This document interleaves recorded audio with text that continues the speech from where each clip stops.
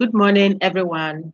Welcome to a discussion on our Unit 10, UGRC 150, University of Ghana required course, Critical Thinking and Practical Reasoning.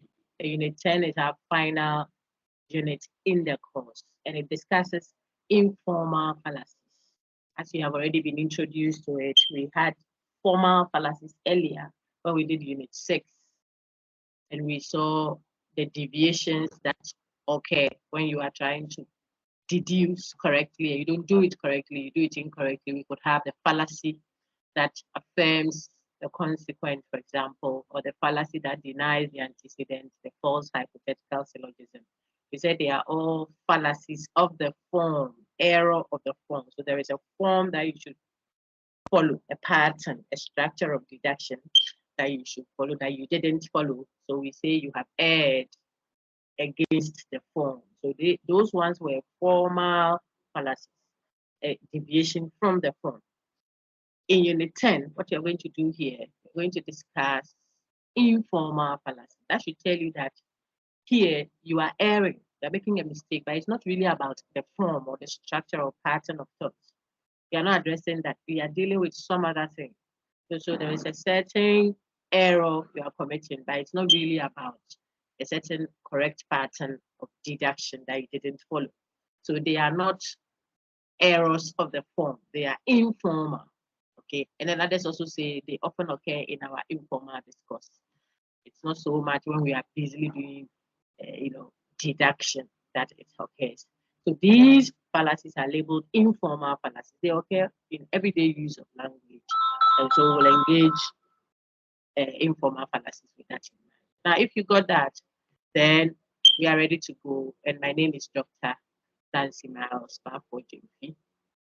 Currently, the course coordinator for critical thinking and practical reasoning, UGRC150, and also the examiner and one of the instructors of the course. I teach with the Philosophy and Classics Department, the University of Ghana, School of Arts, College of Humanities. I'm glad to serve you. This is our Tuesday group for 2023 second semester main campus. The content is fine. We don't mind sharing it to the other groups who may find it useful if they want to. Okay. Now I'll call Judith to do as the honors. She wants to start for us. Afterwards, Rosina will continue. Judith, go ahead. Required reading Unit 10. Rhetorical ploys and polemical tricks. Informal fallacies. 1. Equivocation. 2. Begging the question. 3. Appeal to force. 4. Appeal to pity. 5. Appeal to the people. 6. Ad hominem. 7. Appeal to unqualified authority. 8. Hasty generalization. 9. Misplaced vividness. 10. Genetic fallacy. 11. Pseudo precision. 12. Semi-attached figure. Well done. Beautifully read. So these are labels, that names we give to specific fallacies in informal discourse. They are errors that arise as a result of a trick, a ploy, trickster, like a confidence trickster sort of. So it is a trick in the way the person is speaking, rhetoric, or the way the person is making you think, poison, polemics. They are all language tricks or ploys. Sometimes it is intentional, sometimes it is not. But the person has actually done it. He didn't intend to, but he has done so. He has done what? He has, for my screen now, please, he has psychologically induced you on the screen. Rhetorical ploys and polemical tricks is what we are explaining. He has induced you without really giving you rational ground. He or she actually manipulated you, the manipulation, into believing or accepting, sometimes rejecting or disbelieving a view. So either way, whether he or she used rhetorics, nice, sweet talking to make you assent, agree, you see, to a view, or the person used psychological inducement to make you assent to the view. Assent means to agree to it, A-S-S-E-N-T, or sometimes make you dissent, disagree. In both cases, either the person is using just sweet talk, kasade, or manipulation. It is manipulating you. So we'll see why we call it so. You are not using rationality, you're not reasoning about the matter. You are just being induced psychologically to either agree or disagree. And if that is going on, we think that there is an error in the reasoning. Okay, and we'll point out some of them. So those are the ones that have been given those fine plenty labels up there that our Lady Judith read for us. There's equivocation there. You've seen it earlier in Unit. So I think I introduced it to my groups in Unit 2 when we were looking at different connotations of one word. We said you could be moving from one of the meanings of the word to the other. And because the word is the same, it might suggest to your hearer that you are referencing the same thing. But the word may be one. What it connotes may vary. So if you say, for example, if you remember my example I gave you then, just to show you equivocation quickly, then we move on. Zainab is madly in love with Abu. And people who are mad must be institutionalized to be taken care of. Therefore, Zainab must be institutionalized to be taken care of. That's an equivocation on the word mad. The kind of madly in love that Zainab is in love with Abu. It's not that kind of madness, quote and unquote, that it requires what being put into an institution. But the speaker is confusing the two. That's just a teaser for you to see. So there is a playing on the words, or playing on language, or playing on data evidence to do something that it actually cannot do. You are committing either a ploy in your rhetorics, or you are manipulating me somewhat psychologically to accept a certain conclusion you are drawing. Sometimes when even that evidence you profess have no connection or has no connection with the conclusion you are drawing, yet it inspires me, so to speak, because my psyche is tweaked. You tweak my psyche and I play along. Sometimes you induce fear back there for the screen down there, the second part here. Sometimes it is the psyche of fear that you are inducing. You make me afraid and I join the wagon without asking any questions. You see shortly into threat and hope. Do that. Okay. Sometimes my emotions you invoked. So I'm a judge and I'm about to pass or read a sentence and you say something that actually doesn't give reasons why you have a better case, but it is actually invoking picture in me. It's an inducement psychologically. A critical mind must look out for that. Are you threatening, perhaps, or you are diverting my attention to the number of people that support that view? And just because I saw, wow, the numbers, I joined without asking a question, appealing to the masses. So you see.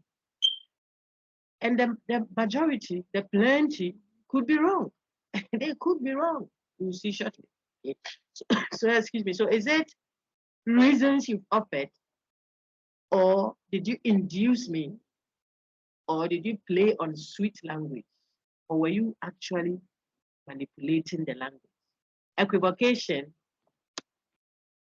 begging the question, so begging the question, secularity, tautology, when we saw definitions.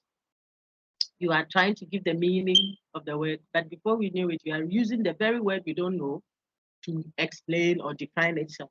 And we all say we'll call that out as secularity or tautology or begging the question. We saw it in definitions. I just want to connect it before we even go into the details, okay? Then appealing to force and appealing to threat. So your friend read all of them. These are errors that we are going to be reminded of. Now, on our current slide, you see that I project informal fallacies. But for you to understand what an informal fallacy is, we go further to show you and remind you, of course, what formal fallacies are, so that you can now distinguish the formal fallacy type from the ones that we are calling informal fallacies. Fallacies now. Okay, so you will see that where there were formal fallacies, there is a pattern or a structure of argumentation which has been disobeyed. So the error, the mistake is purely on logical grounds, pattern, logic, looking at the pattern. If P, then Q. P has happened, so we expect Q to follow. That is modus ponens. If P, then Q. Q did not happen. Therefore, it means P did not happen. That is modus tollens. That's valid. So just use these two examples to remind you. Then you want to do modus ponens, for example, but you don't do it correctly. Instead of saying P then Q, P therefore Q, you say P then Q, Q, so we should conclude P. We went through that. We said that is a fallacy. That's an error of the form. So here it is a formal fallacy. You didn't obey the pattern, the instruction about the form. Okay, that's what we call fallacy of affirming the consequence. We saw that fallacy of denying the antecedent. If you deny the antecedent, it doesn't necessarily lead to a denial of the consequence. But some want to say that, for example, all mangoes are fruits. This thing I'm holding is not a mango, so I want to say it's not a fruit. That's not valid. If I say all mangoes are fruits, it doesn't mean all fruits are mangoes. If I say all mangoes are fruits, it means everything mango is inside a bigger set called fruits. But inside that set of fruits, there can be other things, like bananas, the set of bananas, the set of watermelons. We went through all that, okay? So a denial of the antecedent doesn't necessarily lead to denial of the consequent, no. So all mangoes are fruits. This thing is not a mango, doesn't mean necessarily that it cannot be a fruit. It could be that it is not a mango, yet it is still inside the set of fruits as what, banana. So the negation of the antecedent disobeys the form, the correct form for modus tollens, which this reasoning was trying to do. You should say all mangoes are fruits. This thing is not a fruit. Then it will mean that it is not a mango. Because if it's not a fruit, then it means the thing is outside the bigger set of consequence. Okay, the bigger set called.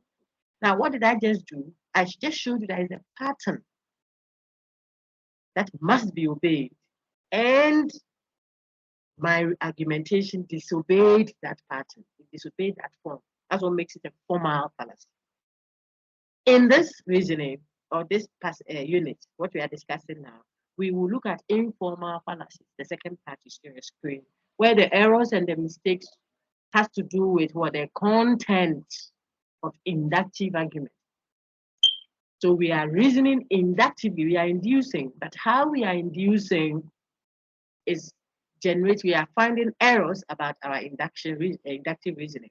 There are defects, errors about how we are reasoning. Some of the errors are either rhetorical flaws, some would say rhetorical flaws, or a manipulation of language or a psychological inducement. What I'm saying diverts your attention to something else, which either inspires you or distracts you, or and so on and so forth. So we are calling them out, and we'll see the particular fallacies shortly. I think with this introduction, when you start reading, see that it will be easily accessible to you. Let's get, Jide, please do the kinds of informal fallacies. These are groupings, the kinds of them, and then we can move Kinds of informal fallacies. Fallacies of relevance, where the premises are not logically relevant to the conclusion, changes the subject. Fallacies of weak induction, where the premises are relevant to the conclusion, but they do not support the conclusion in the way intended. Fallacies that manipulate language and statistics. Fallacies to do with how we use language, mathematics, or data to deceive others to accept our claims. Very good. If you listen to what Madam read so eloquently, you will realize that we are talking about groupings, the way we group the fallacies we have labeled as informal fallacies. I need you to take note of these. That's how you learn. You see, you learn from the known to the unknown. So can you categorize them in a way that if you found a cereal, for example, you will know then that that pen belongs, if I call something a cereal, you know that rice, etc., could belong there. If I called for paste in Ghana here, you knew that we could talk Pepsodent, maybe there will be some close-up and so on and stuff like that. So it helps you to think in a certain frame. And so informal fallacies are plenty, but we can categorize them in a certain way. There are those that we can think of as what? Fallacies of relevance. Some say fallacies of irrelevance. Why? The error, that's fallacy, that we find with such group of fallacies, those that we call fallacies of relevance, what we see wrong with them that they share in common is that all those particular fallacies are trying to give you premises as evidence to convince you to accept the conclusion, but the evidence is irrelevant to the conclusion they are drawing. It's not connected to the conclusion. It has nothing to do with the conclusion that they are drawing. So the evidence may look so fine, we love and appreciate it, but we don't see the connect between that one and the conclusion that is being drawn. That's the problem. So they may have their own differentiations, particular differentiations, but we can put all such fallacies together and put them under the umbrella called fallacies of relevance. For example, think of it in terms of infections. We can have infections that are viruses. HIV is one, COVID-19 is another. But look at how different HIV and COVID-19 are. Those who have played the recordings, previous semester's recordings that I pointed to at the academic channel have seen such an example I've given, or a symbolism. I say HIV is an STD, the sexually transmitted disease, we are told, one of them. Okay, in the same frame like maybe gonorrhea and the others. Yet, COVID-19 is not an XTD. In fact, it doesn't get transmitted through sex, we are told from the research. Yet, they are both common. They have something in common, which is what? They are virus, a viral infection. And so they can attack immune system and so on. And so we can now see some commonalities with them. So we can group them together under the umbrella called virus. Okay. Fallacies of relevance are like that for our symbolism. They have a certain common feature that all of them, regardless of their particularity, share. What is that? That their evidence is not connected to the conclusion that they claim they are supporting. How does that arise? Sometimes that is arising because the evidence changes the subject. It diverts attention from what we are focused on to something else. So we are looking at something and then you want to give me evidence about that thing, but you point to something else. And so I don't get the connection. That's what I'm calling out when I say, but that is a fallacy. That type of fallacy is grouped under what? Relevance. That means they changed the focus of the discussion. Take note. Then we can have fallacies that we call fallacies of weak induction. Here, there is a relevance. In other words, there is a connection between the premises and the conclusion. But the premise is weak. The evidence I'm giving is weak, not strong enough to support the conclusion I'm drawing. So think of insufficiency in the evidence provided, for example, can be a reason why we are calling it a fallacy. So it's relevant to the conclusion, yes, but it is not enough. That's why we say there are fallacies of what? Weak induction. You are inducing. Remember induction, unit 6. You are inducing, but the evidence you are giving cannot do what you want it to do of the conclusion. That's the problem we are calling out for those groups of fallacies. Okay? So you can think of them as fungal infections. Fungal infections would normally happen on the skin or something, eczema, ringworm. So you can take some antifungal, and then smear some triple action or something on it, and it will go. Then we have the third set, which if you want to continue with our symbolism, we can call bacterial infection. Why am I doing that? I want you to have a certain picture because the groupings may overlap. You can have an infection that is a little bit of fungal that has become viral, and then blah, blah, blah, all mixed together. So you see, I said triple action. You treat it by dealing with all the three parts of infection that have come together to give you that thing. Perhaps a little scratch there becomes, so it's a skin thing, and then you scratch it, and then because you have a viral infection also, you can't have immunity to fight it, and then it leads to the other one. Okay. So the third one is called fallacies that manipulate language and statistics. That one is a manipulation of the language. I'm sure by now you can already pick out some of such fallacies in the set we have given earlier, the first 12. That summarizes all of them. They manipulate. Manipulation means it plays on the language, it plays on the statistics, the evidence, the data, the premise. Take note of that also. And so these are broad categorizations. Sometimes it's on how you are using mathematics to scare people, the data. 60.99% of this has done that. Movies are, and it's just a mystification. You are mystifying us with the math. A critical thinker is not scared like that. You can see through 9.99% of this has done that. We'll see them shortly. And when we look at what you are qualifying with a 9.99%, it's a vague concept. The thing itself cannot even be clear for us to claim that we have measured it and have a certain figure attached to it. So broad categorizations, the fallacies of relevance, fallacies of weak induction, that's insufficiency or inability of the evidence to do what you want it to do, and then those that manipulate language or data. We are good to go. I've already prompted that sometimes we have overlaps. Let me just go to the end of this fine set of slides. My colleague put there. This is what has been shared to your course site. So not too many excuses, just engage and using saying. There are things you have to note about whatever we've done before we even go into the particular detail. So I want to put that here quickly. First of all, know that one fallacy can be multiply flawed. It can have a flaw means an error, right?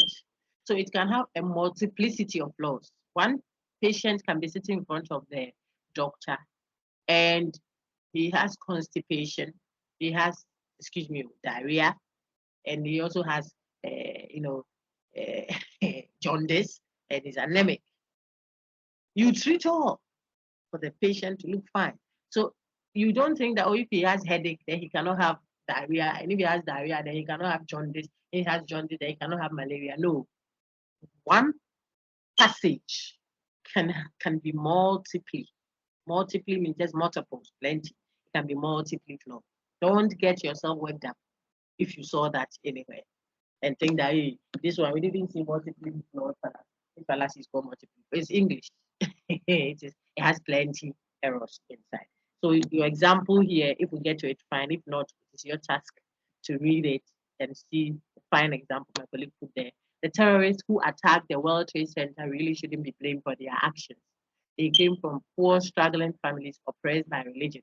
You argue that terrorists should be punished, but you've always been a mean-spirited, stingy guy with no sympathy for anyone. You see that we already point out an appeal to pity there. There's some ad hominem there. These are fallacies you can find wrong. So we point out two in just one passage. I want you to know that's an example. Here too, it means that the author sees at least two fallacies there. At least means there could even be more if you also finished learning it and want to point. Look at here. This passage could give about 3 errors that we find in it. Therefore, the conclusion, even before we start, have this in mind, is that as a critical thinker, You shouldn't allow yourself to be duped. If you have the armory, you're armed with what? Logical abilities to see through where people are actually reasoning, giving you evidence that rationality can lead you to, versus where people are just motivating you by either inducement or distractions. Distract us in DISTRA, to distract your attention, not distraction as to destroy, but they are drawing your attention from the essentials to irrelevant matters, which will look appealing to you, and yet it doesn't give you rational grounds or logical, critical grounds for accepting or rejecting that conclusion. You have to really be armed by that, especially in the world we are in now today. Sometimes just a association, political association, takes sometimes fear of, not having job in the future. So you can't even speak to reason and say this thing is not appropriate. Sometimes just a sense of feeling a belongingness in the name of consensus that is not rational. We have all agreed to do you alone you want. What if what I alone want to do or you alone want to do? Maybe the rational thing to do. A lot of people say crucify him, crucify him. They crucify the savior, people. A lot of people voted 4 years back or the year before for a certain political position by a person. And the next 4 years, the majority say we did the wrong thing. How do you know that they changed the vote or the pattern? So just because a majority said something doesn't in itself make it right or wrong. The thing came from here, so it can't be correct. Really? Because of its source? So you can't even look at the merits. That is genetic. You see how I summarize it? Fallacies. I'm going to see. You look at the genesis of it to accept it or reject it. It's so weak-minded if you have those kinds of errors. So the conclusion is you only accept on the basis, on my screen now, please, of some what? The evidence given must be relevant. It shouldn't be based on fear, emotions. That's our belief. So even if the belief is problematic, you will not question it. A healthy questioning that will improve it. And I always cite that, when I talk about Apostle Okuku Onyina of Pentecost. I mean, if you are Ghanaian, you know him, the former chair during his term. I'm not a Pentecost person, but I was so inspired by that. The seasoned man of God, at least from our human perspective. And when he led a church, then he says, look, people, this fixatedness on trousers versus skirt, cover your head, don't cover things, they are all very good, but they are doctrinal. Can we allow the doctrines thing, can we prevent it from interfering with the substantive matters? The sister is in Iceland, hello. She has to go to work. So she would have to cover up, otherwise the ice there will make her obituary. Black woman that has gotten opportunity to go there, opportunity in cook, right? She cannot do skirt in the name of holiness. Teach modesty, teach, decency, teach that. And you can be decent in your very big bola trousers that you have worn about 17 leggings under to keep warm. That's not men's clothing in the sense of it. Feel free. The lady's hair on, nicely brushed, sparkling. It's not indecent. I don't have to put a big scarf on it to scare the guy that saw me all fine days back, and then we went to do our wedding, and we are now a married couple. When he comes home, he sees some grandma sitting there. Is this a lady I married? So I can be chic, classy, elegant, and very decent and holy. That difference is what the man spearheaded, of course, with a team of other spiritual leads, to say that we cannot insist you have to cover your hair and this cover Frenching. It's important not for us to come with all those scary things that are almost a distraction when people are praying. There's some hairstyle with some red, gold, green, and stuff. That's not proper, decent, sober for a lady, given the fact that we already have all those endowments that God gave us. So it can be distracting. So we may cover it, but I'm referencing a specific thing. Initially, there were agitations. People felt that we are bringing the church into the world. The man says, please, hello. And so why did I bring that example? It is a specific example I've given. We have to ask questions. And that was church. I hope I miss a question. Reflectively think through, prayerfully discern, and make decisions and improve them, not from emotions and a sense of dominance and fear and a cultural whatever that suppresses others. No, but reflectively think through and accept or reject. And so there's now PIWC where the lady can do a fine, skirt suit or trouser suit, very decent, hairs brushed down nicely. Now brother can see the lady and not feel distracted to go out there. What will go wrong if I don't put on a scarf or something to cover everything? When right after, if you're not careful, I'll go and beat someone and fight on the roadside.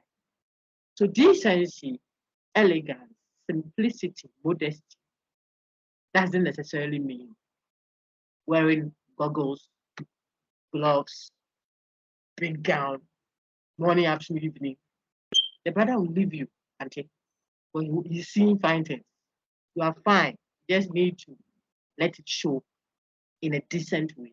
Okay, so I use that to sum up nicely what we are with. The rest will just be reading out and pointing to. So you see the fallacies, that is the fallacy being committed here. See the fallacy that is being committed there. See that one, and that's all. You already know the categorization. You can easily even place them under a box. Remember that there are always overlaps.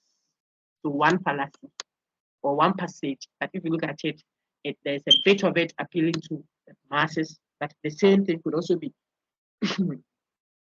invoking pity, so appealing to pity, and so on and so forth. I pause for questions before we go into the specifics one after the other, which we can do in about 10-15 minutes, because I've really done everything. Okay, I see 4 hands up. I know they wanted to read for me. So Rosina Nyade's hand is up, Kofi Promise, Irabna, and Lee. Apart from these 4 hands, if there is anyone who has a question, please raise your hand. Okay, Maxwell's hand just shot up. Maxwell, is it to read or to ask a question? If it's to ask a question, please go ahead. If it's to read, then thank you. I'll call you shortly.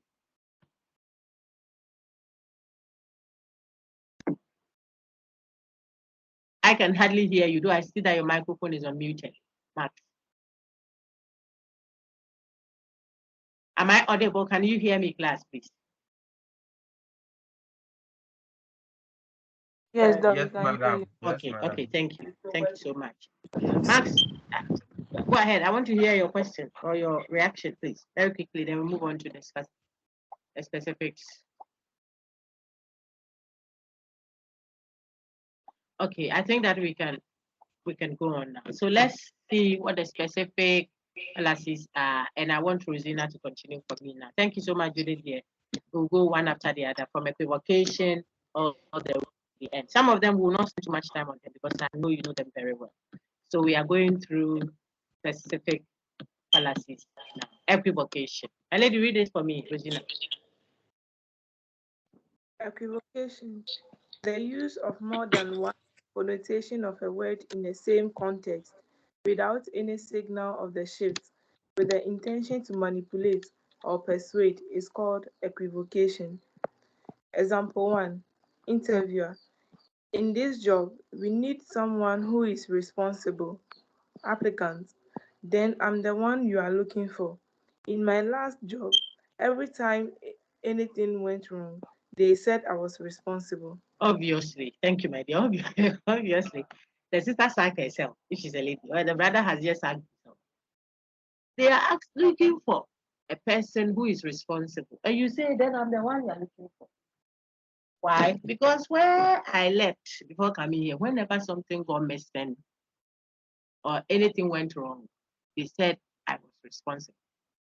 This notion of responsible that the applicant is using, it's not the same as what the interviewer is looking for. And I'm sure you saw this earlier. I've referenced it more than 2 or 3 times in the past in our lectures. So you know that is equivocation. You are shifting from one connotation of the word, one meaning of the word to another. The word is one, its meanings have varied, but you are using the different meanings of that one word in this same argument line You are not making us see that you have shifted from one of the meanings to the other. So you make it suggest that you are still referencing the old meaning. That is what causes the equivocation. See some more. Noisy children, we saw it earlier, so I'll quickly prompt. Look at that. Example 4. Noisy children are a real headache. 2 aspirins will make a headache go away. Therefore, 2 aspirins will make noisy children go away. See how the person is conflating different connotations of the word headache. The first sense of the word, where we said noisy children are a real headache, it's not talking about pain in the head where you take paracetamol to make it go. No. By saying children worry, we have seen that already. Children are a nuisance. I mean noisy children. And when they are noisy, you can't beat children with a cane. Blah, blah, blah, you are chasing them. No, you can't do that. So it's a real headache. They're not animals. When you say stop it, the next minute they are back. And you don't know how to stop. It's an adult. You use the cane, slash their back somewhere. And you shut up. I'm trying to. And they'll be silent. Don't do that. So it's a real worry. You sleep and it's, Mommy, please, I want the biscuit in the cabinet. It's up there. You can't do anything. The real worry. That's what you meant with that use of the word headache. The second use, 2 aspirins will make a headache go away. Aspirin is paracetamol, yeah. A brother of paracetamol is painkiller. You put inside your mouth and drink water to make a headache go away. Physiological matter, my head. Now the conclusion is confusing headache as worrying or worrisome with headache as pain in the head. And that is where the equivocation is happening. How do you know that he's confusing it? Look at the conclusion. So 2 aspirins will make noisy children go out. That's the equivocation there. I think it's clear. Now, example 2 intrigues me a lot. Let's say example 3. Let me enlarge it. I want to have myself a merry little Christmas, but I refuse to do as the song suggests and make the Yuletide gay. I don't think sexual preference should have anything to do with enjoying the holiday.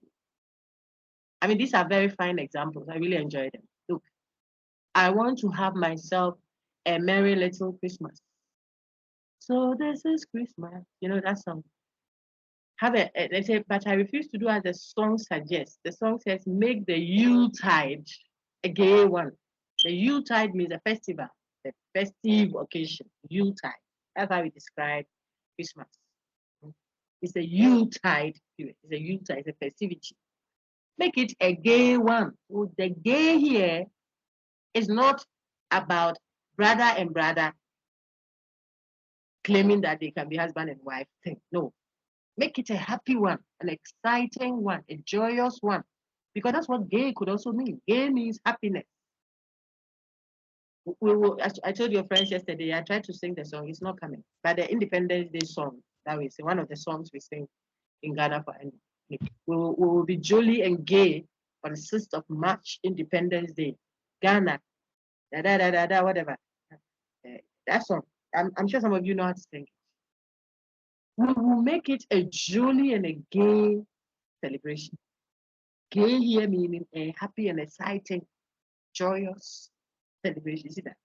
So the song, the Christmas song that this person is referencing says, it is little Christmas, make the Yuletide, the festivity, a gay one, a happy one.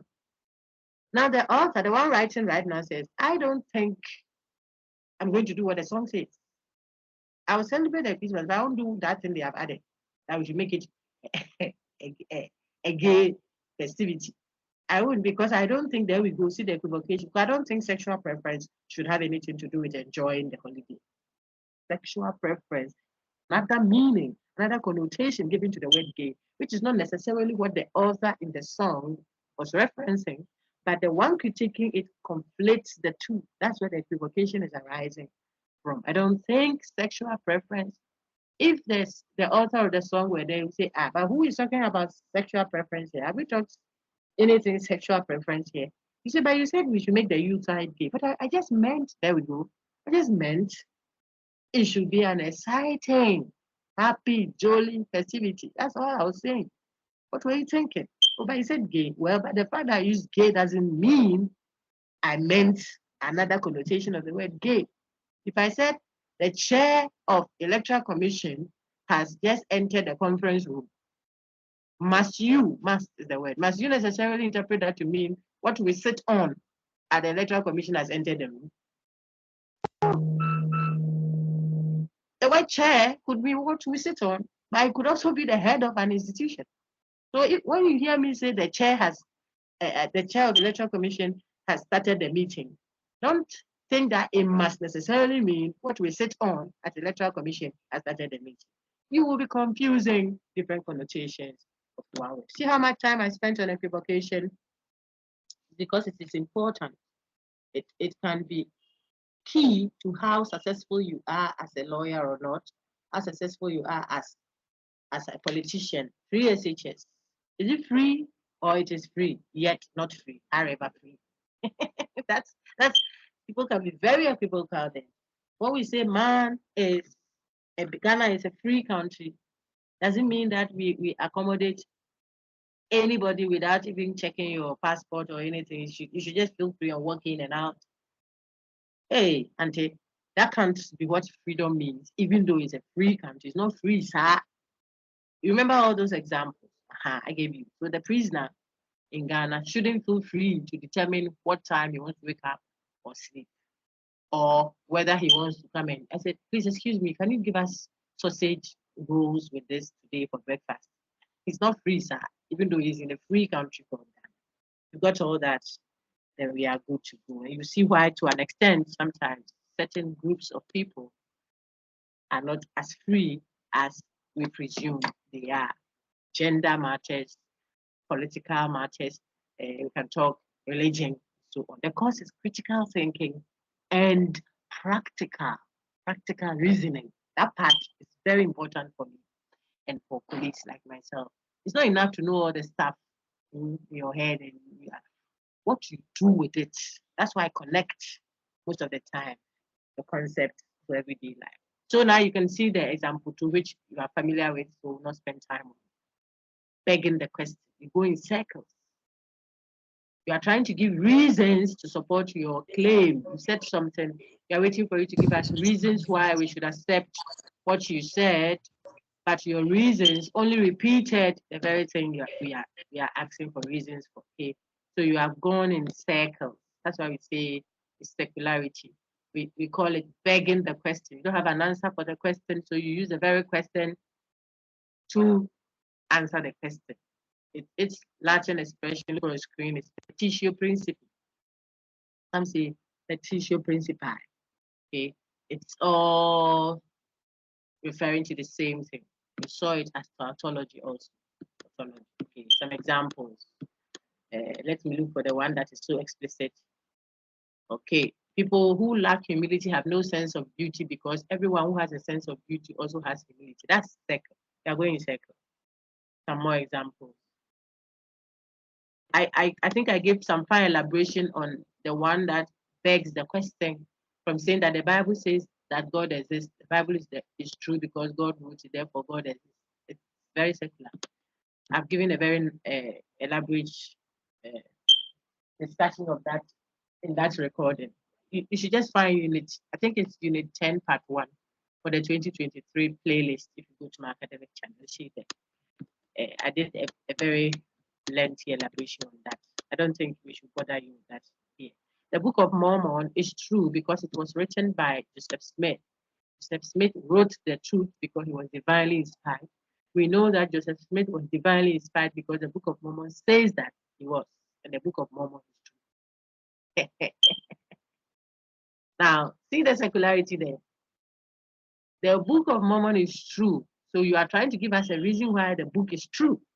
You say because it was written by X. Now, why should we take what X wrote? I just replaced the name with it, so for easy reasoning, okay? So X wrote it. That is why it is true. We are interested.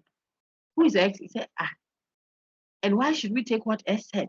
Oh, because S said it, and we should take it serious because he was divinely inspired. How do we know that he was divinely inspired and not just having fun, or maybe he was hallucinating or something? See how I'm saying it? Why should we take what he said? He said it was divinely inspired. Says who? They say, oh, We know that he was divinely inspired because the Book of Mormon says so. But we already started trying to find out why we should trust what the Book of Mormon says. You see that now you are using the very book that we are trying to investigate its authenticity to ground the fact that it inspired the author. And therefore, if it says it did a divine inspiration, then what it says should be true. You, the book itself, we are here questioning your authenticity. And we are trying to do that. And you point to Joseph Smith. And so we want to see, why should we hear what Joseph Smith said? They said, because he was divinely inspired. And we are interested. Says who? He said, oh, the book says, the same book we are trying to. Now I'm sure you got it. That's the secularity. It speaks nothing about the actuality of it because we don't know. But the reasoning around it is what we are pointing at. We do same with the Bible. That's why I said, go to my elaboration if you are interested. I mean, some of you are doing religion, some do this. You will see why I teach philosophy.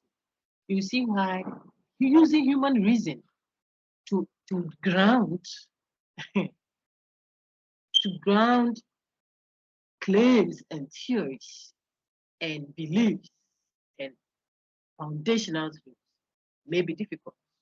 Don't depend on God. Let him do it himself. You present what you can. I don't think that human reasoning can do that. The day we are able to do that, we reduce God to a creation. He's not a creation, he's a creator. You all, myself and everybody on earth is a creation. So it is positive if it seems as if we are unable to use our human rationality and our ability, you tiny little you and myself, no matter your status or title on earth here, you are tiny, you're a creation. The uncreated creator, the ultimate beginning of things, and what have you. The fact that you are struggling to grab him and his understanding and his being in your small little mind should not make you say he is or he's not. I'm still doing philosophy. What I'm telling you is a philosophical reflection. Okay? And therefore, you too, small mind, don't think that you can use your little mind, brain, to codify and structure an understanding around the being of God. It goes both ways. So the knife cuts both ways. You can't do a denial, neither can you do a certainty of a proof. And I saw God and he said this. Please. That's how you saw him, no problem. But don't think that what you saw of him or her necessarily means that is who he is really. No. You will struggle to make a defense of that. Let faith lead you if you're a person like that. Let your faith. I'm a person of faith. I know what I believe. And what we have seen, what we have handled, that is what we can testify of. To make room for God to engage others in his own way so they can know him his own way, until we all come to a final maturity of his knowledge. Pay your faith. That's how you approach these things. Otherwise, you commit. There we go again. What am I explaining? Plenty like that. Begging the question. And we have touched on very sensitive places like religion.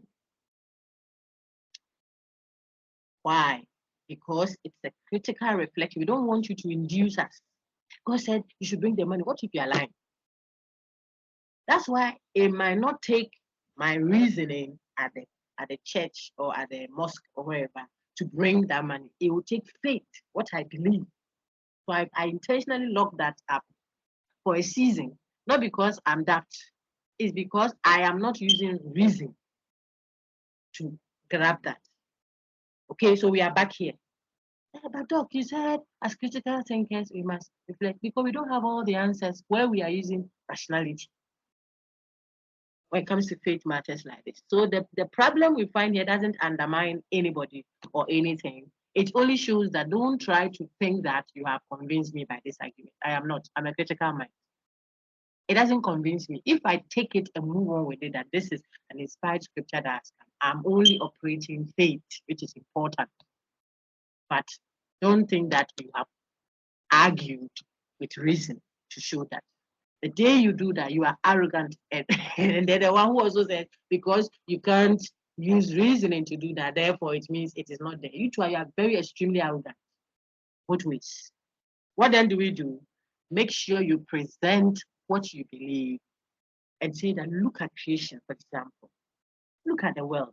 Look at the sea. Look at the skies. It has been hanging. I ask these questions all the time when I'm engaging my philosophy class. I say, look, this thing has been boiling. At the sea has been boiling since time immemorial. Who is fanning the fire night?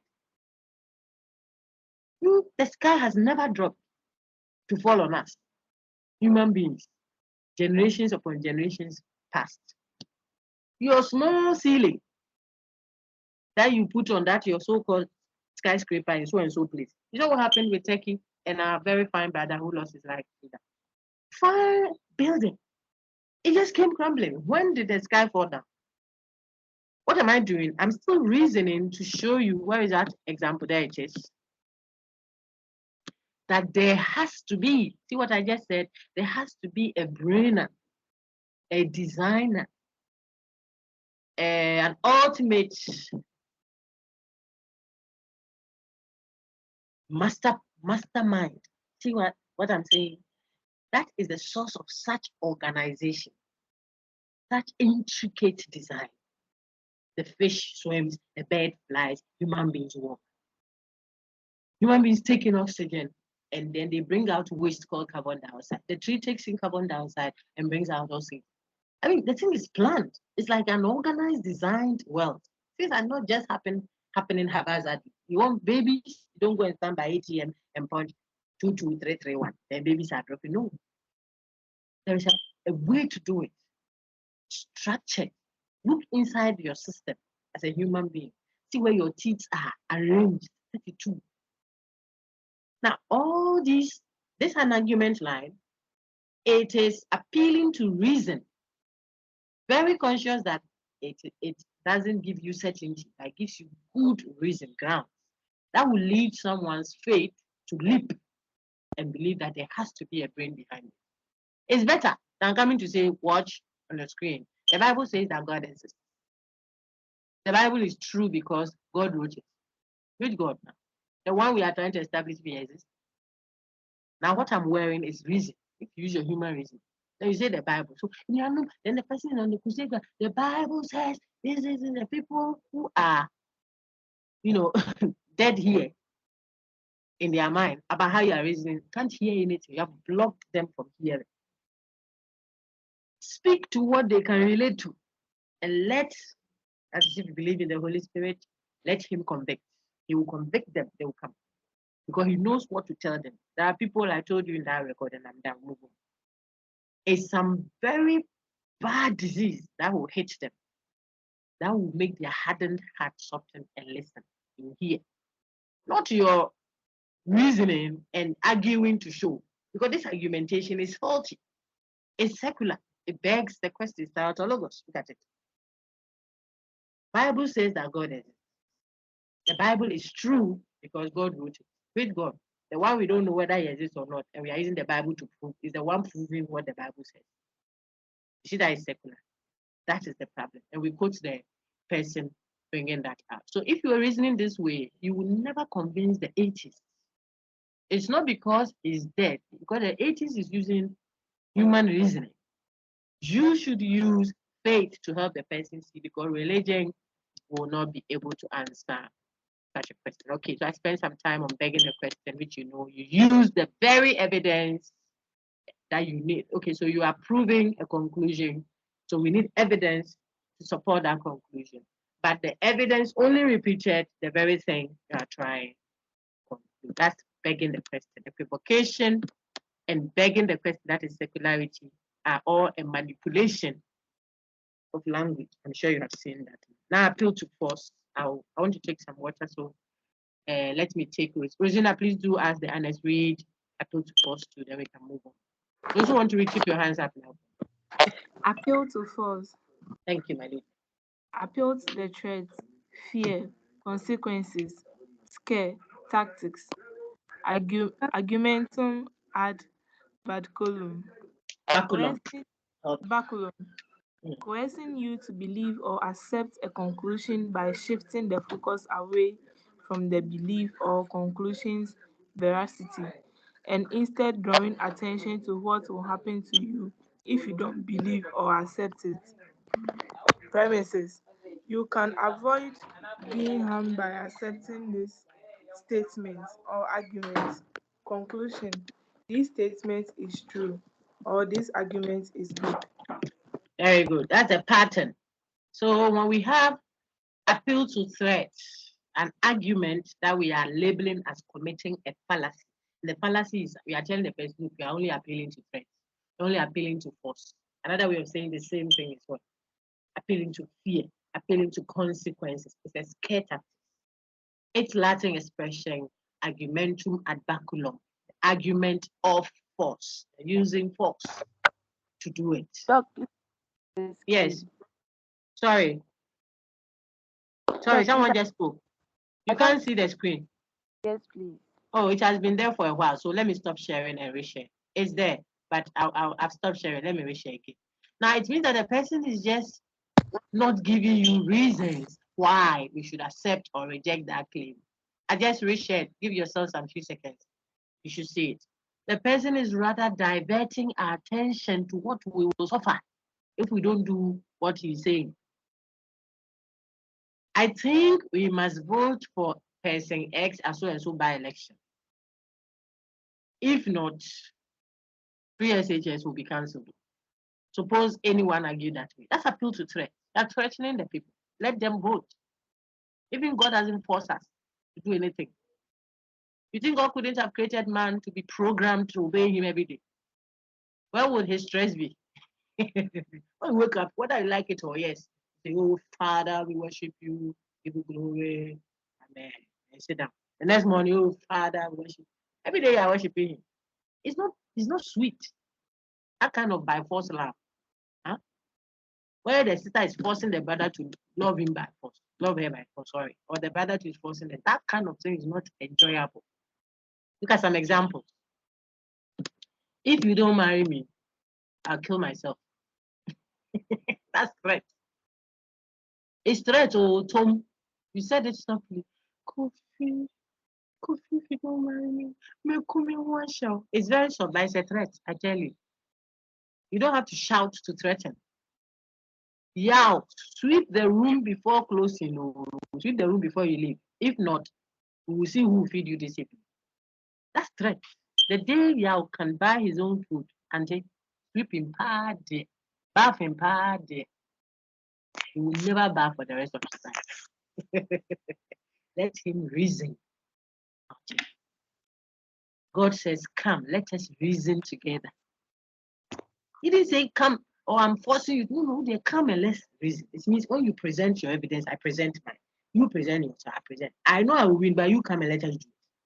When we finish and you yourself realize that your sins are red as scarlet, I am ready to forgive you and wash it. You become white as snow. This scripture, Bible scripture, that's the one I can quote to make my point. God, let's come, let us reason together. You, human being.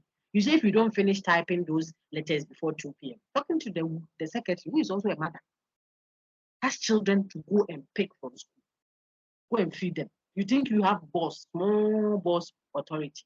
You can appeal to reason. And yet, we have to really send this thing before 2 p.m. So today, you have to do extra hours. Can we have an arrangement to pick your children so that you can stay a little bit? Because I need your expertise on the document. You're saying the same thing. You're appealing to reason.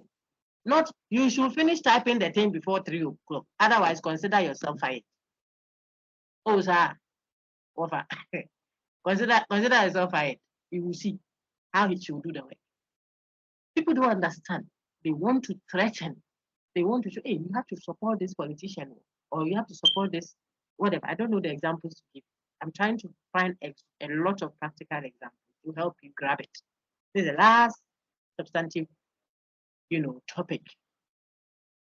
Get the trust of the matter. It's not just for me to come and introduce and talk. That will be done already. I'm putting flesh to it. If you don't agree to my proposal, then you can't work in my father's company. Is the brother going to marry your father's company? You have to understand. He will say yes with his head. In his heart, on the wedding day, as he's doing, he kiss the bride with you. His heart is with that sister sitting in the congregation there, who doesn't have a father with company. You have sold yourself. You will never be happy. Threat doesn't give you rational acceptance.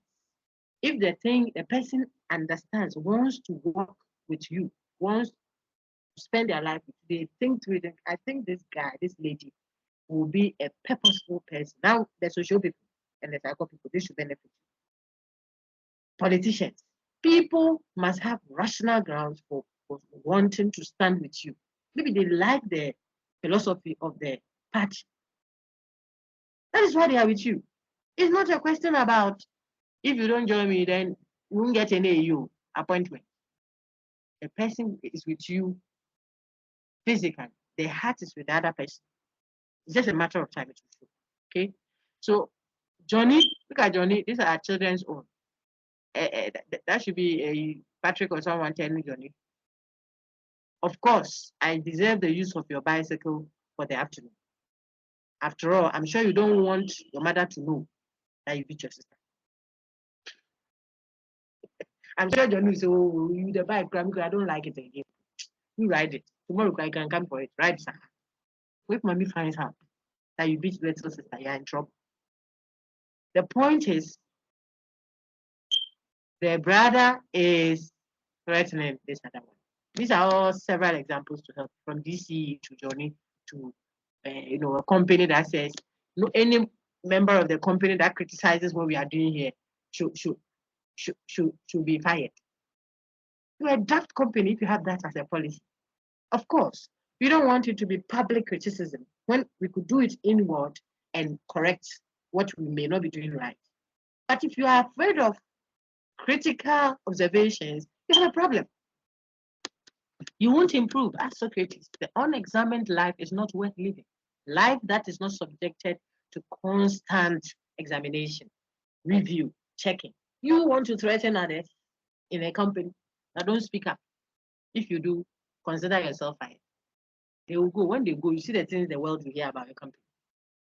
Threat is not the way to go. That's the third one. And you will see, therefore, that appealing to threat diverts attention. So instead of focusing on the reasons you are giving, either support or rejecting, you divert my attention to what will happen to me if I don't agree or if I disagree. Look inside your textbook, you get quite a number of other examples there. That's why it belongs to the fallacy of relevance. It changes the subject. That's the first one we've done now. The first two were there. You can place them, I think, under fallacy that manipulates language. Mainly. Perhaps they can also fall under fallacies or fallacies of weak induction of a kind. It's better under fallacies that manipulate language. Let's go to the third one, appealing to pity. Like the name suggests, you don't give reasons, you invoke pity. Anti-judge, you are a woman like me. You are a woman like me. This is someone who has gone to pour acid on someone else's daughter because she's afraid that a small girl is taking her Johnny Bravo. When she was pouring the acid there, she didn't ask whether the girl is somebody's daughter or not. Now that the chief or whatever, the justice is going to pronounce judgment over the matter, as soon as he says, ladies and gentlemen, court, the decision of the decision anti-judge, you are a woman like me. When you say that, what you are doing is psyching the person. You are diverting her attention from the objectivity of the matter to her subjective feelings, pity. Invoking pity is appeal to pity, argumentum ad misericordiam. Look at it. Argument of pity. Look at misery. Argument of pity is emotions. You're seeking sympathy. Sympathize with me. A very fine example is captured by my colleague in his slide. Look at that. One of you should read example one. Maybe I call someone. Hold on. So thank you, Rosina. Thank you, Judith, who read earlier. I'll take a wrap now. Then afterwards, Kofi Promise is there. I see Maxwell J, Lois, Amma, Lee. Keep the hand up. I'll call you. Rabna, read for me.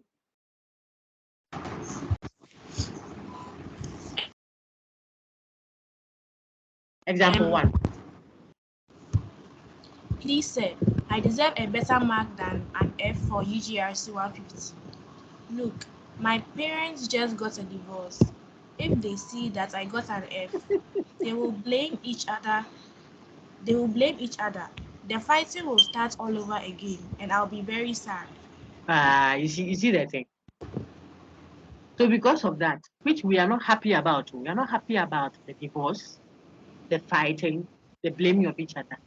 But you should also feel for the one you are sending such an email to, who is an instructor with a responsibility to ensure that people have engaged content and they have been fairly assessed. You want to get a better grade, not that you even are pleading, but look at this person's language. I deserve a better grade. I deserve. Do you know deserve? A better grade. Tell us why you deserve a better grade. Or maybe I think that you may not have included my interim assessment, because I've seen the total and I see that you added assignment 1, which is 7, and assignment 2, which is 6. But I don't see my mark for the interim assessment, though I noticed that the exam mark is also there. So the total I saw there is maybe 46, 43, which doesn't include my exam mark, which was 42. Sir, please, if you could kindly look at that for me, I think I deserve a better mark. That's argumentation. They're presenting evidence that we can interrogate. See this person. I deserve a better mark. Me deserve it. Better. So it means comparatively. What is better than this? What is your reason? You say my parents have a divorce. And right now, if this thing gets home, the way they will start fighting, I'll be so sad. Because you will be sad because your parents are going through a divorce and they won't mend their nets. They will bring their problems onto you. Therefore, you are also passing it on to the instructor to give you a better grade. This appeal to pity, sympathy, argumentum ad misericordia. There are others. When you make time, read them. They are rich and funny and multifaceted. It's also diversionary, so it changes the subject. Appeal to people, I already crucified it, even in my introductions and my summations. Look at it. Look at the various names it has. Grandstanding, bandwagon, appeal to the masses, appeal to consensus, argumentum ad populum. Grandstand, big stand, grand, the French book, grand, big stand. When you go to the stadium, the big stand, that's where a lot of people are. Argumentum ad populum, a popular view, the argument of popularity. Consensual approach, consensus, appeal to consensus. Yeah, well, that is what generally we have all agreed on, to what the majority sort of have agreed on, of course, consensually, but still appealing to what? The plenty, the masses, bandwagon. This way of reasoning, where you say plenty people said so, therefore it is good, is problematic. I've already showed you why. Some examples to make the point. Okay. Some plenty. The guy said, officer, you don't have to give me a ticket. That is, you don't have to arrest me for driving on the shoulders of the road. Why? He says, everyone goes this video. I'm the man and we are driving. That's how we all do it. The fact that we all do it does not make it right. So if you are arrested, you say, oh, but we this area, we there, we are we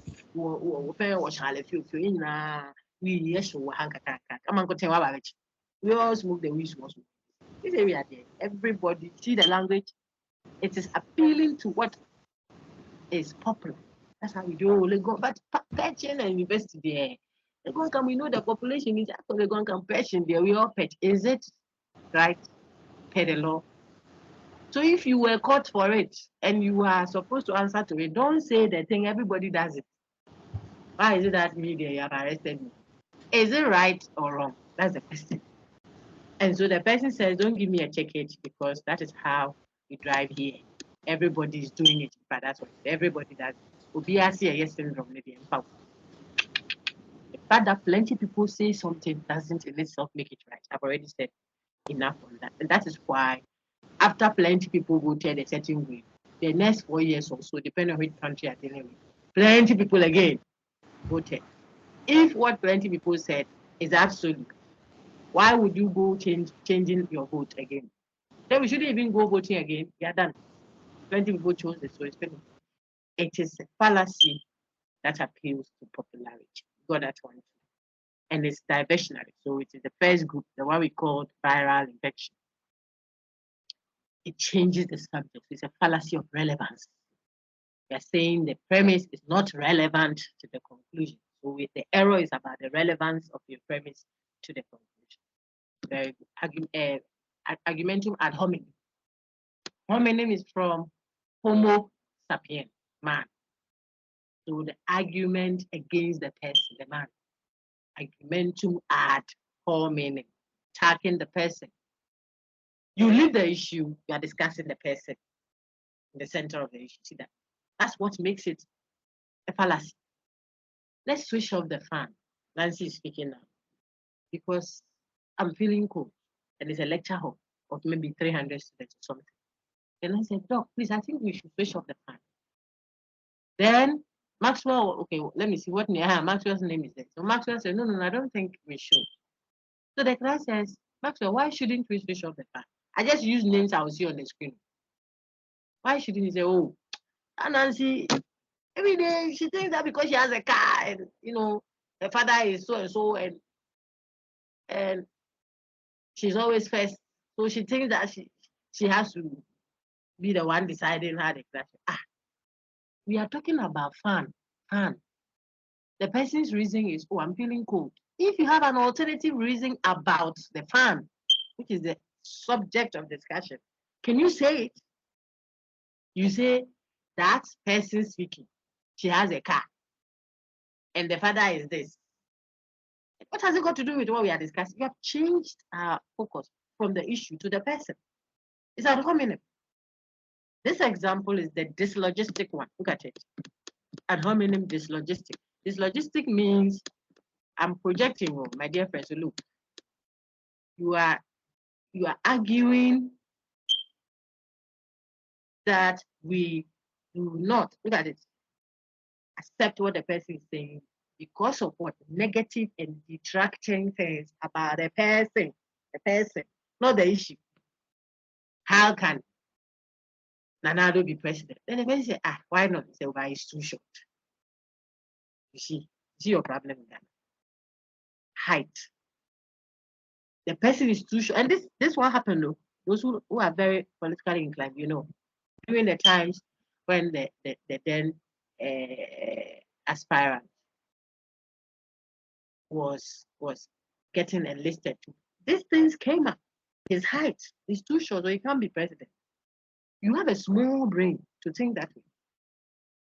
Maybe the person said it in jest, but it shouldn't even be said.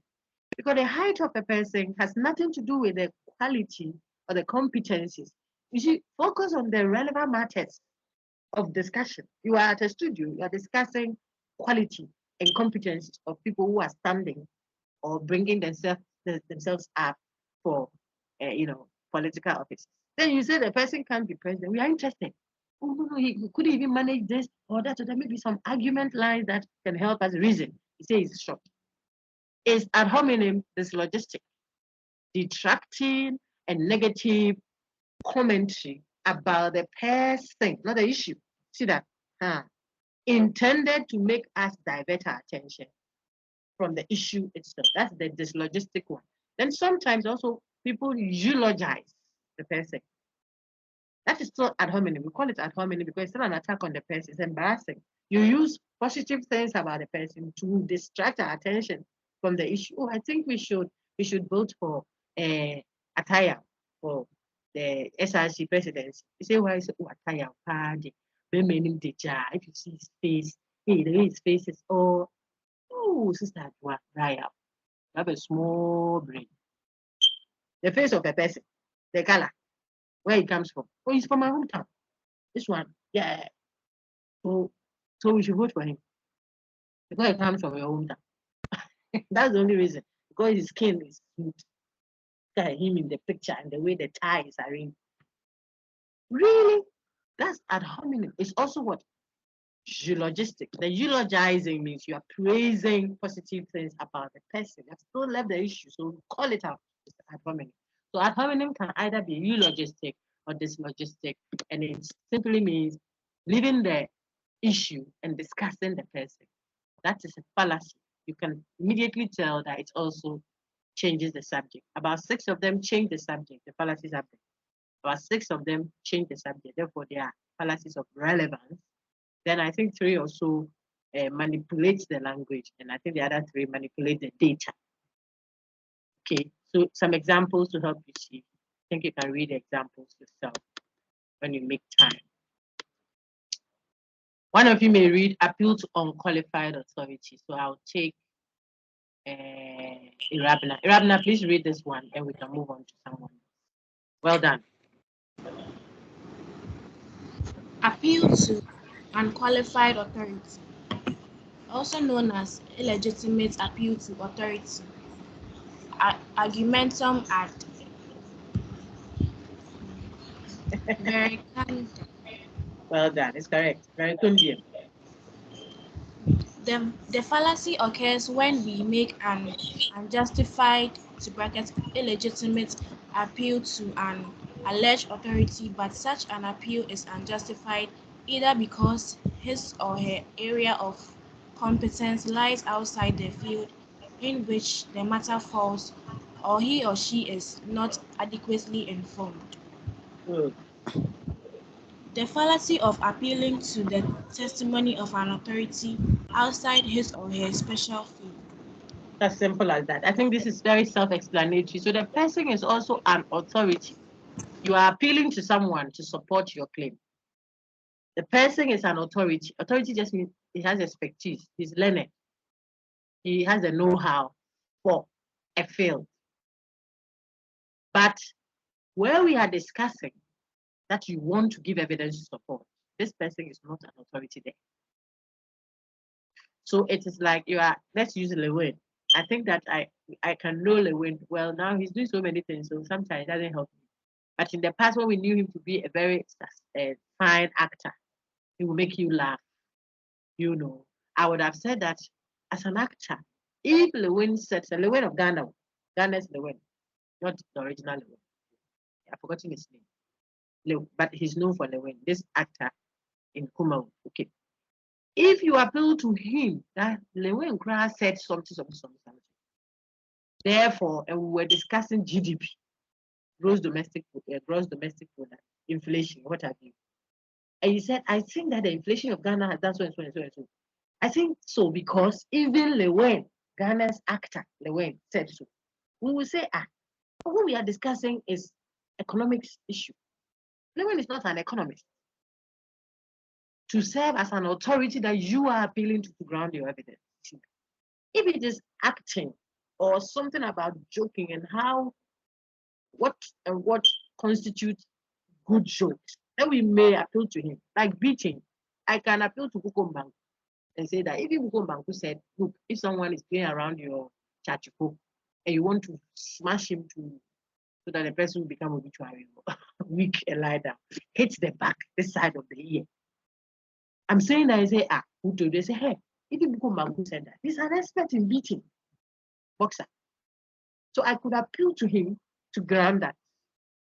It's fine to an extent. But where you are appealing to, say, an authority in field A to support a claim you are making in field B, where this person doesn't have the qualification, qualified, say so, we will say then that you are appealing to an unqualified authority. So you see the examples we gave you.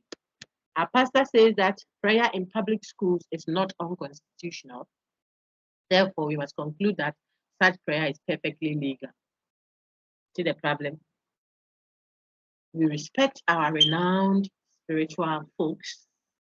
They guide us spiritually. But when you are talking constitutional matter, legality, you can't appeal to an authority like that. It is like appealing to Nancy myself.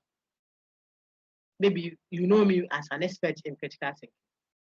But you're appealing to me as the authority behind what you are saying. And what are you saying? You're talking about theater, acting on the stage. I'm not an expert in that.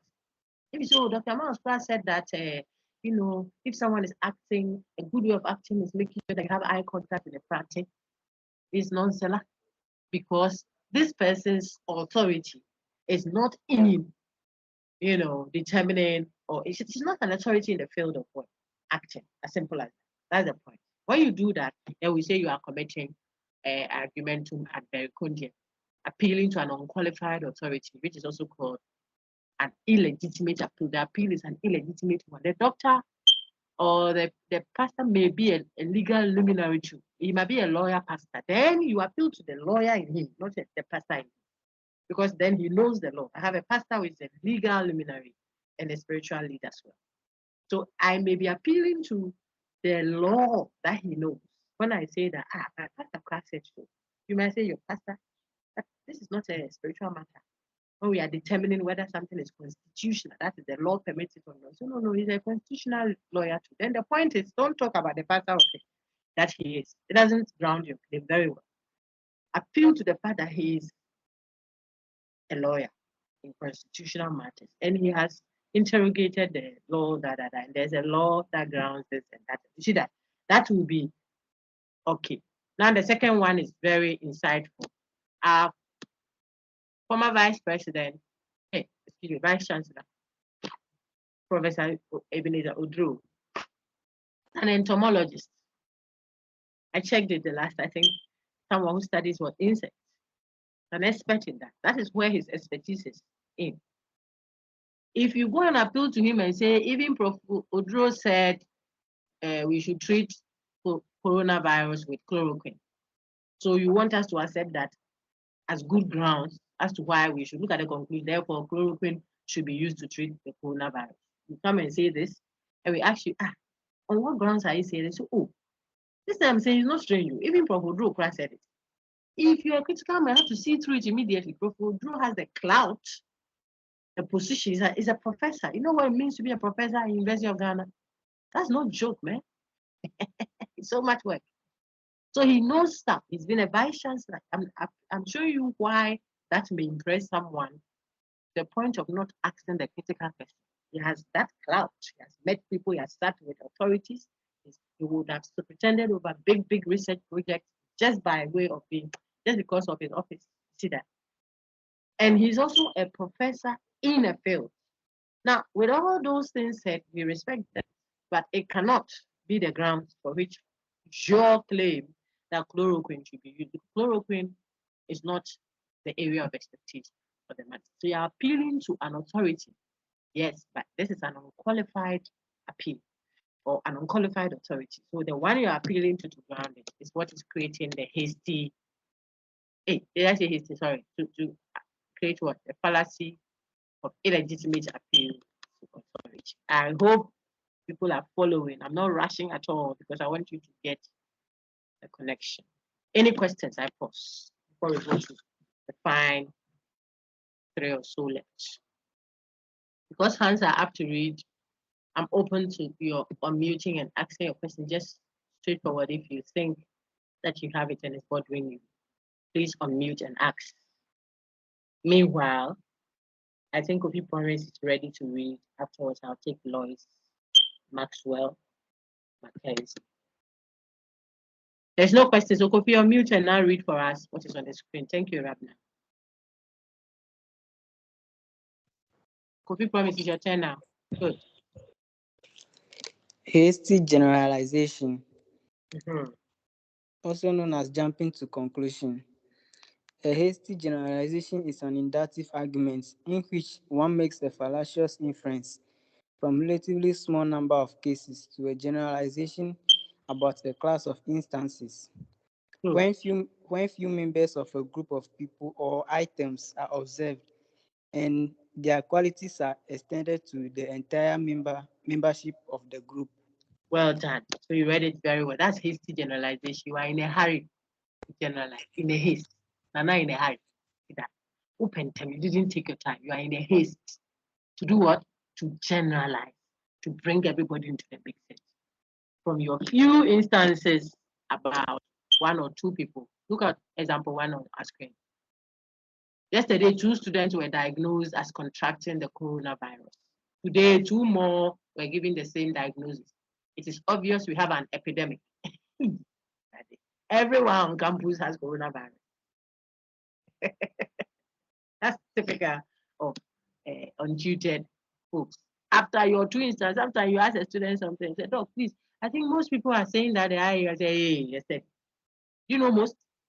We're talking about for this semester, we're talking over 7,000 students. What research did you do that is making you go and say what you are saying? Most. You know most. You have done critical thinking. Be careful with language. Oh, most people said that most people are who that ask you show me any two. They say, oh, look, the thing, me, my own. I said, so if it is you, say the IA was difficult for me. Because I'm seeing, as soon as you finish, I see your result for the objectives, is there? Yeah, you did 20 objectives and 2 short answers. The 2 short answers are worth 5 marks. Some are still working, so no stress. When you finish, the over 20 comes immediately. You chose it. So you can tell with just that before we go and grade the short answer ones, that's our what we will read it and look at the substance of it and grade it from between 0 and 5 marks for you. So some 19 over 20. I can see that even right now, if I go to that, I will see all. You go right and you can say, Doc, you know, I think people can say, oh, did you engage? So, I think most people, as I say, hey, slow down, 7,500 plus and still counting, almost 8,000 students. How many have you asked questions from that you are claiming most? Say me, dear, I didn't see it up, and that is no news at all. Because even in heaven, there was cool. Heaven, perfect heaven, cool, guitar, in God's presence, cool. So don't be so surprised if we still have room for people who may not do it, no matter what you do. That's why you want to be careful when you say most, every, anytime. So we studied generalizations.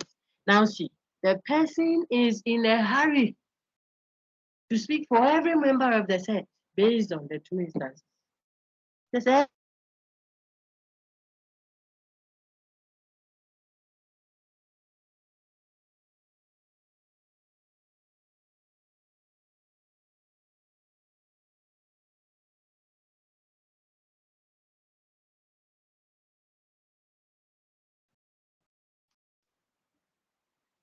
okay, that's hasty generalization.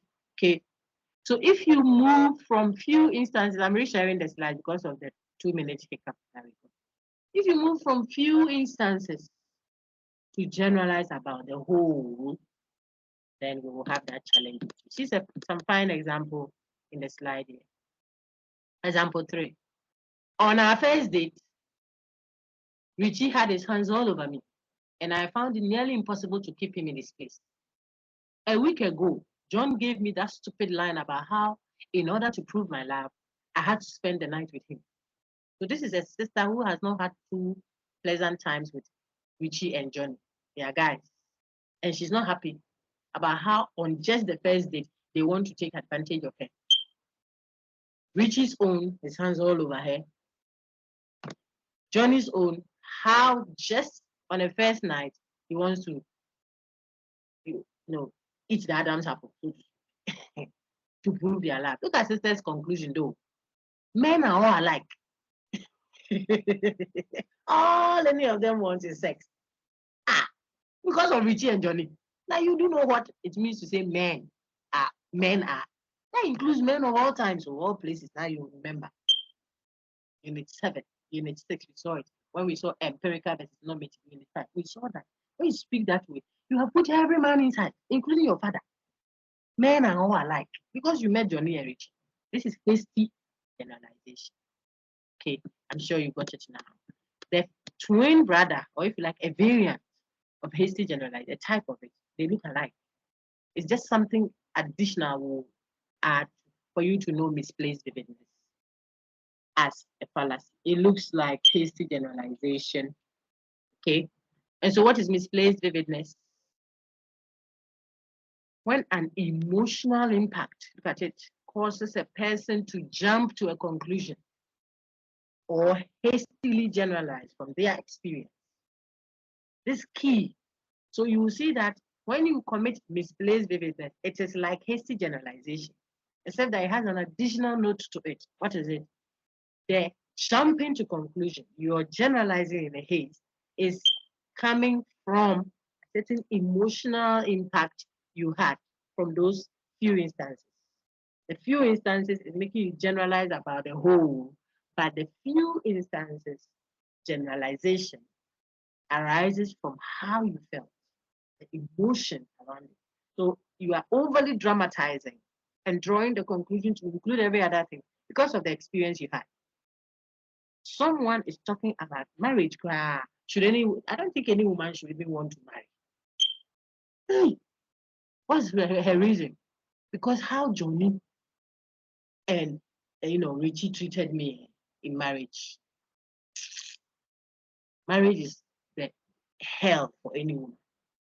That is a hasty generalization. See that? Because you move from two instances, Johnny and Richie's experience with her in marriage, to draw a conclusion about the whole. But not just hasty generalization. That's what we are pointing at. Is the emphasis is misplaced. The vividness, the emphasis you are laying is misplaced. There are others too that have entered marriage, and the marriage brought them good tidings. Their whole family is changed. The entire family is spiritually well placed, financially okay, exposed. Their status has changed. They are even reigning as royals somewhere by marriage. So when you went to have two unfortunate, you are not happy that that happened to you, but you can't impose your experience onto all marriages. Advice: tell the woman, don't allow yourself to be overly beaten and abused in the name of I'm keeping my marriage. No, that's stupidity. Correct it. Please, madam, your word is injury. Let the emphasis be at the right place. You see, put the emphasis at the right place. Can you hear me now, sir? Don't misplace. Please, I said your word is injury. It is there, sir. Don't worry. When you finish playback, you see. Can anyone see the screen, please? Misplaced vividness. Yes. Yes, please. We Okay, can cool. see. Don't worry, it's there. It's not gone. I'm saying that so the Yes, reason why we please. say it is a misplaced vividness is because you are placing emphasis, but you are putting it at the wrong place. So tell the lady that I have been in two very abusive marriages that nearly cost me my life.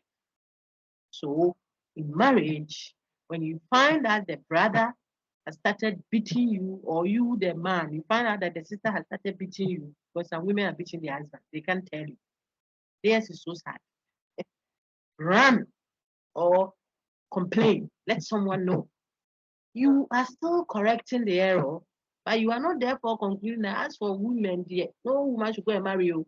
Marriage is not good for you. That is misplaced vividness. Why? You are generalizing in a haste.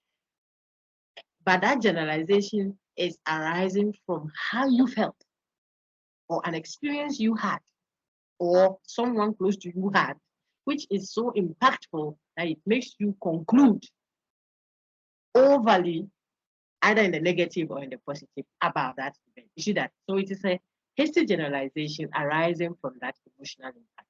That's what makes it misplaced vividness. So they look alike. That's the whole point. But one has emotional attachment. Look at someone says, don't go, hey, as for golf there, don't go and play it. You say you want to go and play golf. Hey, my friend Big Charles, he went to play golf. The golf catch hit his leg. And now he's even limping. That's become a no. So be the golf there. No one should play golf. Oh, even the person can say that because someone was drowned and died, so you won't drink or die. That's overly generalized. And this one becomes misplaced vividness. The example I just read is on your screen now. Overly generalizing. How did it arise? Because of an emotional impact. And that's misplaced vividness. So many examples for you to reflect on when you. And the slides are there in your resource to Unit 10. After your interim assessment, I will activate them again. But main campus and city campus, College of Health Science, city campus, you have it there. The reason is when people are writing and they have access to the resource, they will be tempted. We don't want temptation, so we block all. And as we are learning now, some are writing.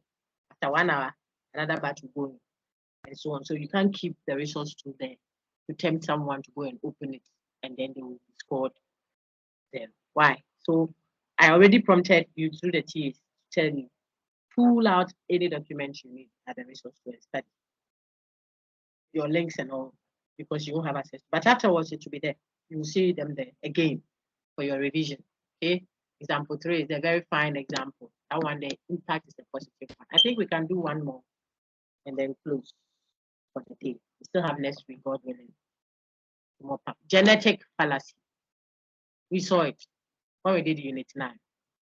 You use the genesis, the origin, the thing's source, to either accept or reject it. That is why it is a fallacy. I gave you so many examples. Look at the first one. The phone you are using was manufactured in China, so it must be a fake one. Look at the person speaking's mind is so small. I'm being sharp. Just because something was made somewhere doesn't make it valuable, fake, or original, or whatever. No, the source. No. You have to look at the object itself for its merit. And with this one comes from Africa. Can anything good come from Nazareth? You remember? Yeah, we're talking about the Savior. If you're a person of faith in the Christian faith, he came from Nazareth. See? Then you ask, can anything good come from Nazareth? It's so problematic how people think, especially we Africans. God help us. The mindset is a major issue. This morning I shared something I saw in the platform. I shared with the philosophy student amongst who are on my mentoring platform, and then some other platforms that I think will find it valuable. How you are thinking is a major problem if you're not thinking right. It's not so much where you find yourself. Was it not Kofi Annan that ruled the whole world? Where did he come from? Ghana here. In my Ghana. Yeah, to Chicago, Ghana here. United Nations Secretary General. So if you start using just the source of a thing, you will even interrogate it. You won't ask any question. Oh, it came from there, so it's good. Then you will import it wholesale. I had some more elaborations on that one also. Play the other recording that you should use. The one I did with them last semester. Shared. It's on my academic channel on YouTube. You can look for it. I even went to the importation of political systems, a wholesale adoption without any questioning. How? How? If your sister gave you sister thank you dress, it might be a very fine dress. You have to cut it to your shape. Do oya alteration. That is when it will fit you fine. Otherwise, a very elegant, expensive dress will look funny on you. If you are walking in snow, you will need a certain kind of shoes that may not be effective if you are walking on sand or stones. That's why importation is not a problem, but adaptation, adapt what you take to suit your way of life. For God created us different. Simple. People don't understand. It came from here, so it's good. It is from here, so it's bad. Even when the thing can have something relevant and useful for your place. But the thing is branded as sourced from here, you don't interrogate it. Critical thinking, reflect. Okay, so some good examples. I think I want to end with that one, so you can go to your other lectures. We'll have time to do the last two, or you read it by yourself. They are self-explanatory. But see the example of genetic fallacies here. Maybe it can help someone. He was born to Catholic parents and raised as a Catholic until his confirmation in JHS. Therefore, he's bound to want to defend some Catholic traditions and therefore cannot be taken seriously. See? Because his source and his root is in Catholicism. And then he say, oh, why Catholic religion we depend on Catholicism. Maybe what he's saying is valuable. What if it didn't come from someone that had that root? I'm not a Catholic. But we are looking at the argumentation of the person. Rejecting it because he thinks, oh, if he's a Catholic, then he will defend Catholic. No, not necessarily. Engage the subject matter properly. Yeah? Then you see, there was another one. It says, example 2, the new undergraduate system we are operating or we are using now is a copy of the American university system. So it must be an improvement over what we had before. Really? It must be. It may not be. It may rather be a deterioration. Why do we say that? It may be working fine for our very fine American system there because they have snow and they have a lot of hospitals. Listen, and they have a lot of schools and they have a lot of teachers well taught and well, remunerated and well motivated. So that kind of system, perhaps, which will say one-on-one, teacher must sit, the student must sit by them, don't crib the child, and all those things may look fine and workable there. I said, no, we need critical reflection. What about the place where perhaps the teacher is already overwhelmed, board and back, table, you see, I'm speaking in a way that is not overly generally accessible to all. You have to tailor make it. So you are copying, but you copy relevant, critical minds. That's what you do. Pick what can work. Then the ones that perhaps needs time before it can, is fine, but it can't immediately. Then the ones that never, not here. That is how you approach it. Not that the source. You just is America, so this one is China, this one is Russia. You don't like this one. No. If you go and become decision makers, remember genetic fallacy. It's not just true, poor, pass, and forget. It's critical thinking, practical reasoning. We are left with pseudo precision, and the last one, semi-attached figures. They are all fallacies that manipulate data, or if you like, you can also think of it as manipulating language, but the language of maths, figures. Okay, and I'll engage you a bit more on it. Your task, though, is to read the slides, look at the textbook, see some examples there, and be able to do it. I think that we did fine today because we did quite a lot without having to rush. I'm done. Any questions? My friends who couldn't read. Okay, Maxwell's hand is still up. Any questions? Just in case you have them. Let me pause the recording and take them. Maxwell, your hand is up. Did you want to read, please? It's about reading. Oh, I didn't call you. The thing is, you read the last two, and when we meet, God willing, next week. Okay. Thank you all very much. I think that we had a good. Any general question on the fallacy so far? So mop up nicely. Remember your final exam, Unit 6, 7, 9.